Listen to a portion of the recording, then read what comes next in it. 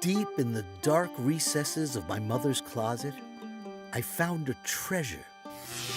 A collection of over 100 years of artifacts, published curricula, teaching resources, and associated materials on Jewish culture, literature, theater, and language. All from foreign countries and in different languages, dating back to the beginning of the 20th century. I'm Avi Hoffman, and my challenge is to unravel the mysteries found within the Hoffman archive.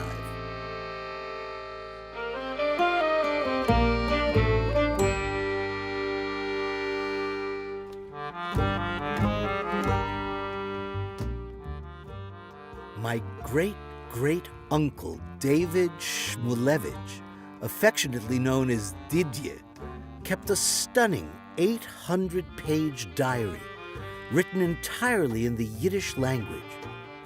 Beginning on July 18th, 1914, and ending on January 20th, 1929, he writes in painstaking detail about his experiences fighting as a soldier against the Germans in World War I, the war to end all wars.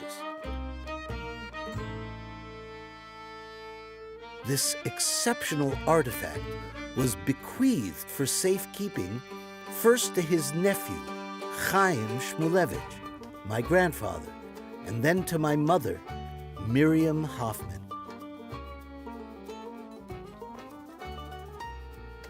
The enormity and fragility of the artifact makes it impossible to explore and translate the contents in depth without the professional facilities available in the Special Collections Department at the University of Miami Richter Library. We have several libraries in the system, but the Richter Library is kind of the nerve center for libraries at the university. The Special Collections program here is actually part of our Heritage Collections program. So it includes, in addition to Special Collections, University Archives, and the Cuban Heritage Collection. The role of these three, and then Special Collections in particular, is to document the experience of South Florida, the Caribbean, and the place of Miami in that space.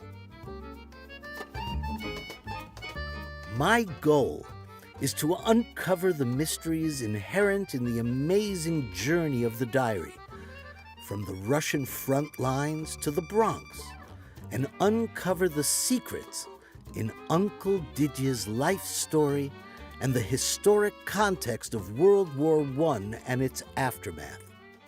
It's really an important piece of a new collecting initiative in Special Collections around Jewish history and culture that's been spearheaded by the head of Special Collections and that I'm working to support in my role as dean.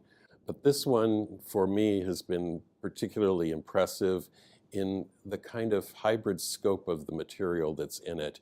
The first piece of it is obviously the linguistic component, the Yiddish component, so that presents for us a welcome challenge in thinking about interpreting and providing access to the material, but really the scope in terms of history and the type of material that's involved is impressive. Anyone who sees it will have the same kind of response to it. It's such an amazing piece, and the story of its creation is amazing as well.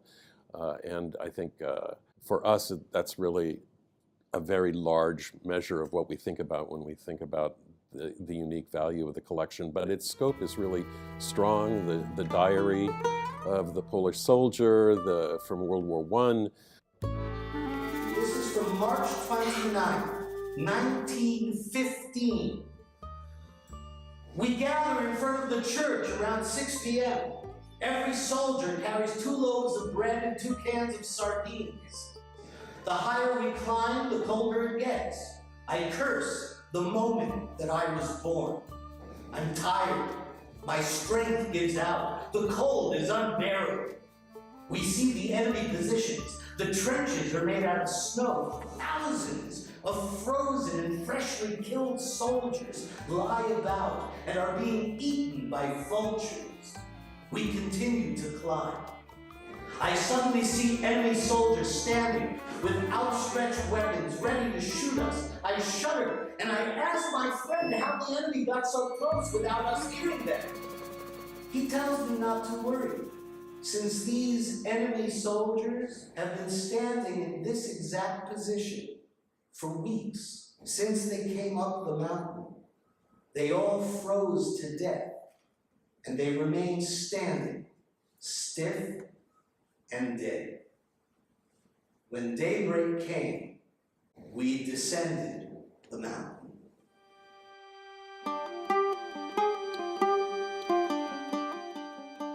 That is one of the elements of this that is very attractive, is it does have this broad sort of subject appeal, from the arts to literature to music. I mean, it's really broad in scope.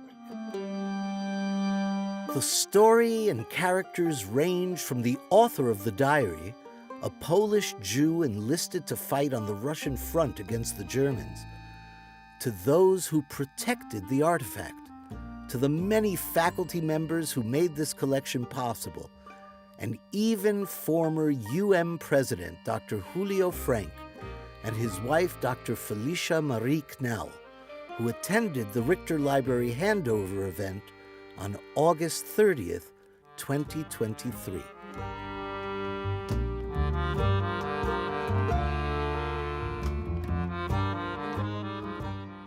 I think the interdisciplinary research potential is very clear, particularly in adjacency with other materials we have in our collection.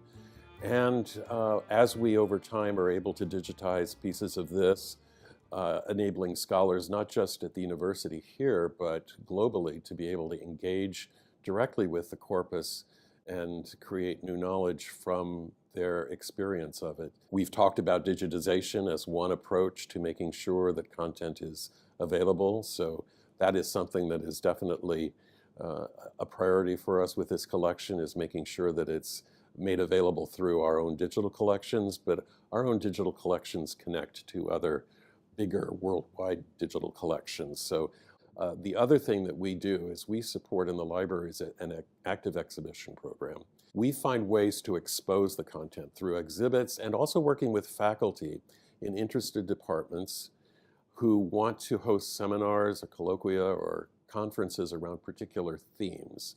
And those are opportunities to also bridge information that is available locally and bring scholars in more broadly through those networks that the faculty themselves have access to, and surface and promote awareness of the resources like this collection. And the broader collection that we see it as a part of Jewish history and culture is something that is very important to us. And in this particular moment in world history, we feel strongly committed to making sure that the themes that are represented in this collection are exposed, and we preserve them for memory, but we want to make sure they're a part of the active life and active learning of the students here, and the role of faculty is important in that, and the libraries as a promoter of awareness of that history at this moment in time is particularly, I think, important. The Hoffman Archive is now safely stored in the Special Collections Department at the University of Miami Richter Library, and will be preserved and digitized so that its mysteries can be explored and made available to the world.